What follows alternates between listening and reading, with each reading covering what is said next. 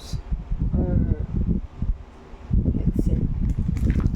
Yung headset ko kasi ang laki, tapos sa labas siya, tapos yung hook na ganun medyo gumagalaw na, so pag sinuko siya nalalawlaw na ganyan, lumalawlaw. This time naman nakakonect na sa tenga, nakapasok na siya sa tenga, so hindi na siya yung nakahook, kasi yung pala yung pangit sa nakahook, kasi nalulost thread siya, so lumalawlaw siya. So buksan natin. Ang sabi dito, ano siya, hybrid siya, real leaf yung tatak niya, hybrid, may noise cancellation. So tignan natin siya. So okay naman yung package niya, kasi naka-plastic pa siya, medyo mahirap buksan, pero mahaba naman yung kuko, so carry naman siya.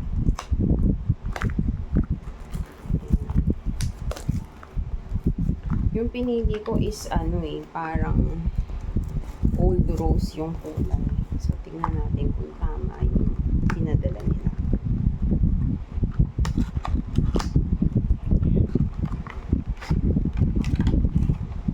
So, ito yung kasama niya. Kasama niya is yung charger type C, tapos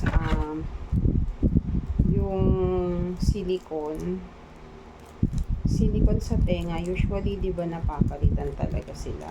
Wait lang, buksan natin.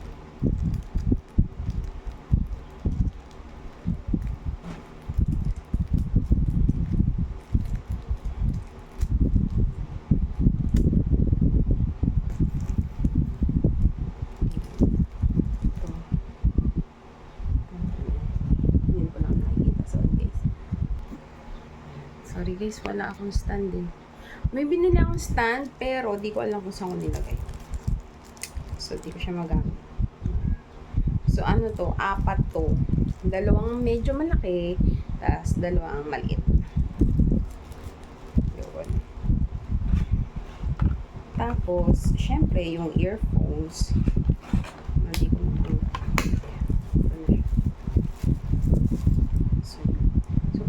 ang gusto ko talaga is medyo maliit, kasi ang laki nung headset. Wait na, kunin ko, papakita ko sa inyo.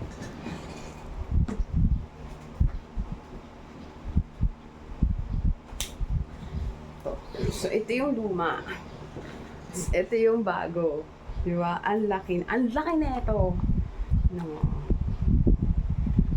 Ito yung sinasabi ko sa inyo na lost thread. Pag inilagay ko siya dito sa tenga ko, maya-maya gumagano na siya. Diba? Ayan, nakaganyan siya dapat. Maya-maya kagano na siya. Lalawlaw na siya. So, yun. Pero gumagana ito. Kaso, hindi siya convenient. So, unlike ito, diba? Malagay mo na lang siya sa tenga mo. So, sabi dito, ito ay sa left. Ayan, ganyan siya.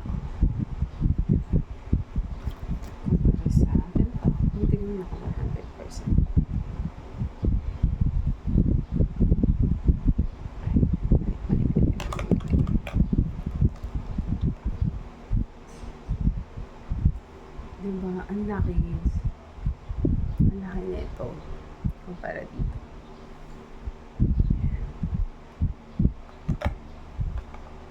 Ayun.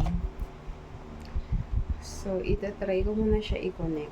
So, iti-testing ko muna siya, guys. Kasi i-connect ko siya sa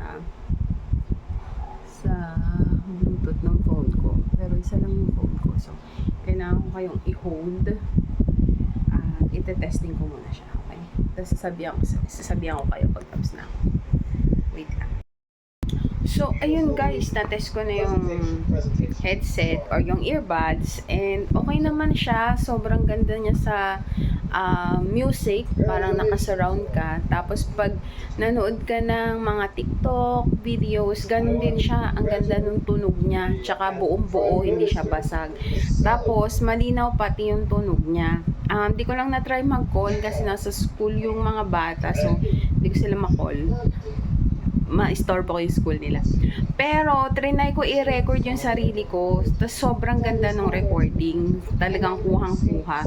So, yun, para sa akin is very, very sulit yung price ng Real Fit na headset or na earbuds. So, yun lang guys. Thank you. See you to my next vlog. Bye!